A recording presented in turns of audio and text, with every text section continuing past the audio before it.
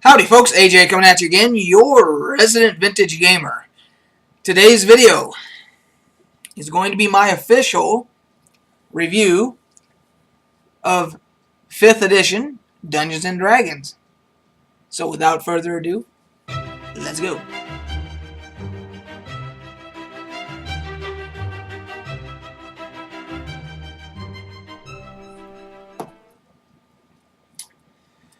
Okay, so of course for this video I felt that I should wear my official Dungeons & Dragons shirt here.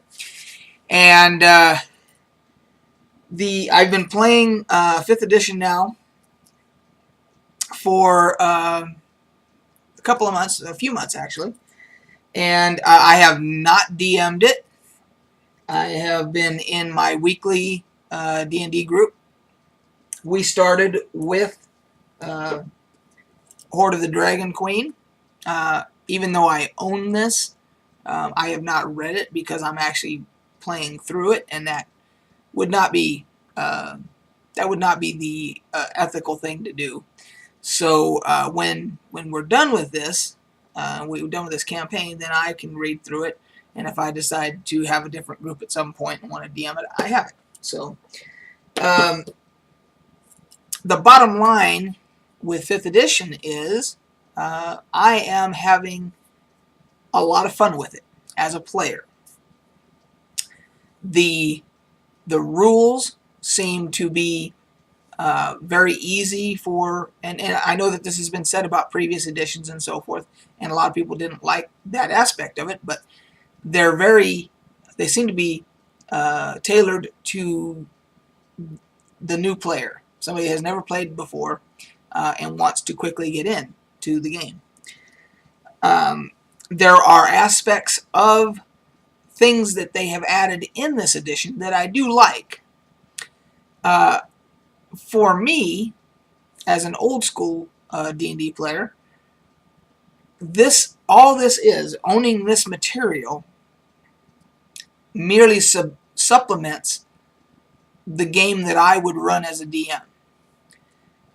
I would never at any point abandon 1st or 2nd edition in favor of a later edition, because it's the editions that I grew up with and, you know, played years and years and years, DM'd years and years and years with. So the way I see this is, this material for me I will only use it when I'm DMing to supplement my 1st and 2nd edition game that I'm going to run. There are things in here like the personality traits, the bonds, the flaws, those types of things that they have in this edition that I kind of like that aspect, and I could integrate that into my game. Now, having said that, now I play a rogue in the current group that I'm in now, going through Hoard of the Dragon Queen. That's my favorite class, of course, and I've played a rogue many, many times throughout the years. My favorite character of all time is a rogue, so it's near and dear to my heart, and I still believe that 1st edition D&D, or 1st edition AD&D, I should say, had the best system for rogue skills. I love, and I'm going to put up I'll put up a little graphic here for you, a little pic of the table for 1st edition thief abilities, because it was called thief then, it wasn't called rogue, it was thief. Basically, I love the percentages for the different skills, pickpocketing, hide and shadows, and so forth. And it's kind of all been lumped now into stealth and sleight of hand. Those are the 2 skills that you basically have in 5th edition. So I liked being able to have those different percentages, and there were different things that you could do to raise certain percentages. If you wanted to be a really good pickpocket, or if you wanted to be really good at disarming and setting traps and those types of things. So so when I get ready to DM, and when we're done with this campaign, I will probably start DMing, and I've already told the group that I plan to DM my first and second edition hybrid rules campaign, and but I will probably, there's a few things that I will take from 5th edition and I will import them in, and that's, to me, that's the value in it, you know, why I went ahead and wanted, and the artwork, like for the monster manual, at first I was kind of put off a little bit by the artwork, but as I've gone back a few times and perused the book, I've noticed that I actually do like the artwork. So it was just something new and different, and now it's grown on me, and I actually do like it. So the bottom line is, regardless of what edition it is that you're talking about for Dungeons and Dragons, if the barometer for your review, or whatever you want to call it, it should be, are you having fun? And I'm having a lot of fun with 5th edition. Now, of course, a lot of that is contributed to by how the DM plays, presents the game and referees the game. And we have a very good DM. He is very rich in storytelling aspects of the game, and allowing us to role play. He encourages us to role play, which a good DM should. And so that, of course, we had an entire session where there was 0 combat, and that's the mark of a true good DM. When they don't feel pressured or under some kind of, they don't feel compelled that there has to be combat to make it a worthwhile session. That's not true, obviously. And it was probably one of the most fun sessions we've actually had, even though there wasn't any combat. So the bottom line for me is, I like 5th edition. I don't think that it's absolutely necessary. I think what it's great for is, it's great for if you had a family who had never cracked a D&D book in their life, and all of a sudden they're, at a game store and they just decide, why don't we just give it a try? That is, 5th edition is absolutely perfect. And you could probably, 4th edition, let's not even talk about that. That was an aberration. But 3 and 3.5 and 2nd edition, 1st edition, doesn't matter. You could say the same. 1st edition would have been tough for somebody to just pick up the books and just jump into it, had never played it before.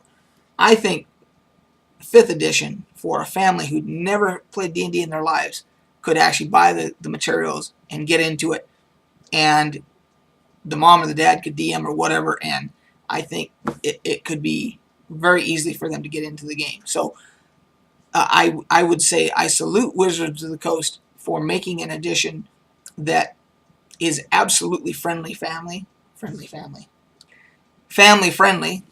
I swear, it's only my first beer of the day.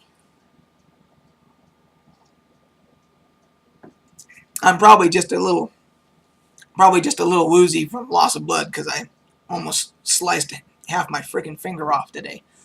So, anyway, so the fact that they made it family friendly, and the other thing that they did really well, starting with 5th edition, is their marketing campaign and their branding is spectacular for this edition. With all the books and all that materials, they've also, of course, got the minis. There I've got Tiamat. Now, here's the problem with that. That cost, let me grab it.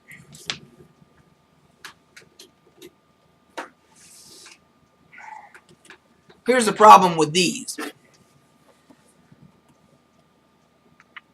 And, of course, we got glare and everything going on. But there's the figure. And the price tag on this was $60 for this. If my wife had not got this for me for Christmas, I would not have bought it. Way too much money for this. I think that the figures are overpriced. Maybe they'll do some adjustments on that. If they don't sell very well, they may drop prices. I don't know. But the overall tie-in, they've got, they've announced, they've got comics, they've got novels, they've announced the new Sword Coast Legends, which is going to be the PC role-playing game, kind of like Neverwinter Nights, Baldur's Gate, and all that. I did a separate video on that. I will put that link to that in the comment section below if you want to check that out. So all that, I think they've done a fantastic job on. So I'm having a lot of fun with it.